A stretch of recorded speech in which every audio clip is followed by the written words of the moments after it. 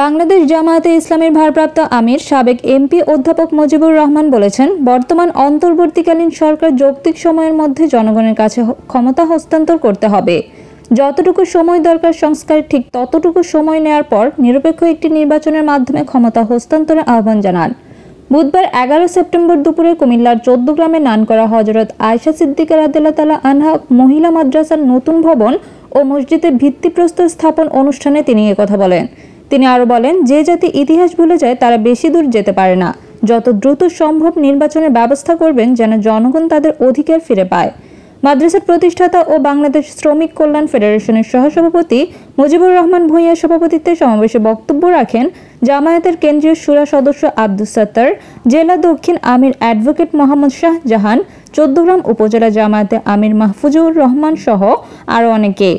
আলোচনা শেষে বর্ণাঢ্যদের মাঝে খাদ্য সামগ্রী বিতরণ ও মসজিদের ভিত্তিপ্রস্তর স্থাপন করেন জামায়াত আমির। এই বছরটা তো যাবেই, তারপরে প্রত্যেক বছরের প্রথম দিকে হলেও আমরা মনে করি খুব বেশি লম্বা সময় দিলে আবার তারাই যদি দখল করে ফেলে আপনাদের অধিকার আবার নষ্ট হয়ে যেতে পারে। এটা অতীতের ইতিহাস বলছি। তো সেই জন্য আমরা বলবো যৌক্তিক সময়ে যতটুকু দরকার সংস্কারের জন্য ততটুকু সময় দিয়ে বাকি তারা তাড়াতাড়ি এখানে একটা নির্বাচনের ব্যবস্থা করবে, যে নির্বাচন হবে কেয়ারটেকার সরকারের অধীনের আদলে হবে, নিরপেক্ষ নির্বাচনের আদলে হবে। এরকম একটা নির্বাচনে জনগণের ভোটের নির্বাচিত সরকারের হাতে তারা ক্ষমতা দিয়ে চলে যাবে, এটাই আমরা আশা করি। কি আমরা আশা করেন এটা? সেটাই আমরা আজকের এই অনুষ্ঠান থেকে বর্তমান যে ক্ষমতায় অর্থাৎ উপদেষ্টা সরকার যারা আছেন তাদেরকে আমরা বলবো, এভাবেই আপনারা যত দ্রুত সংস্কারের কাজ করে যত দ্রুত সম্ভব নির্বাচনের ব্যবস্থা করবেন, জনগণ যাতে তারা তাদের অধিকার প্রয়োগ করতে পারে, ফিরে আসতে পারে গণতন্ত্রের ধারায়। গ্রামের সন্তান, আমি এখানে নেতা হইতে চাই না এবং নেতা নয়।